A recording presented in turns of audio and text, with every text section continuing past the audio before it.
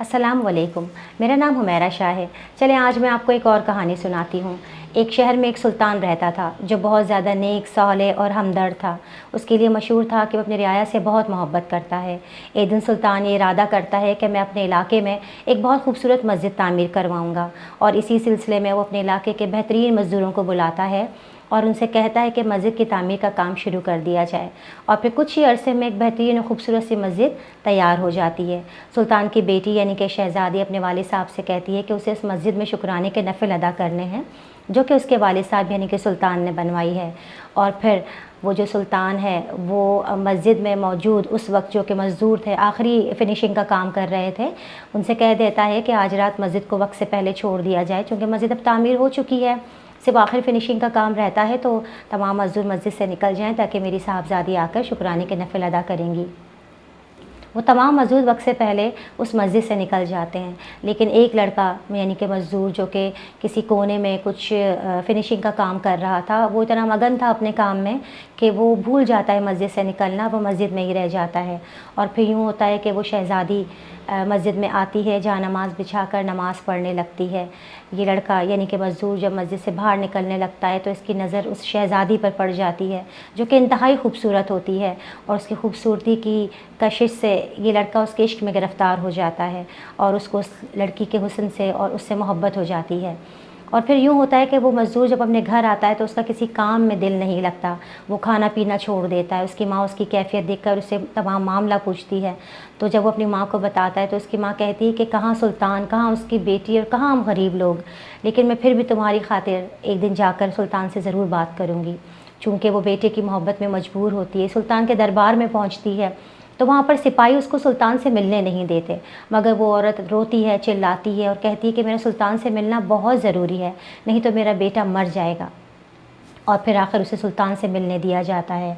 सुल्तान जो कि बहुत ही साले और समझदार बादशाह था, वो उस औरत से पूछता है कि क्या मामला है। वो औरत तमाम मामला उस सुल्तान को सुनाती है।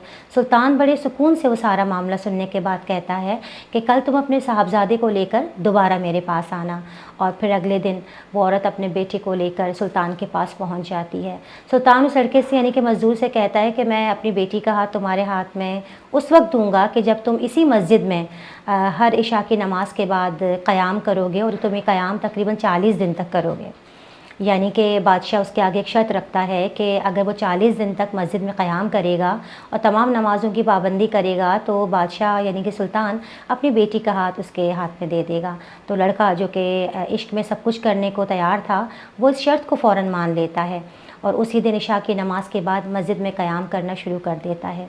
एक दिन गुज़र जाता है, 2 दिन गुज़र जाते हैं, एक हफ़्ता गुज़र जाता है। उस लड़के की तबीयत पहले से बेहतर होने लगती है, वो अब खाना पीना शुरू कर देता है, ज़िंदगी की तरफ दोबारा लौट आता है, उसको चीज़ें अच्छी लगने लगती हैं। और फिर इस तरह होता है कि 20 दिन गुज़र जाते हैं, 30 दिन गुज़र जाते हैं, 40 दिन गुज़र जाते हैं, यहाँ तक कि 50, 60 और 70 दिन गुज़र जाते हैं। बादशाह ख़ुद चल के उस लड़के के पास आता है, उससे कहता है कि क्या हुआ, तुम वादे के मुताबिक 40 दिन के बाद आए नहीं और आज तो 70 दिन हो गए हैं।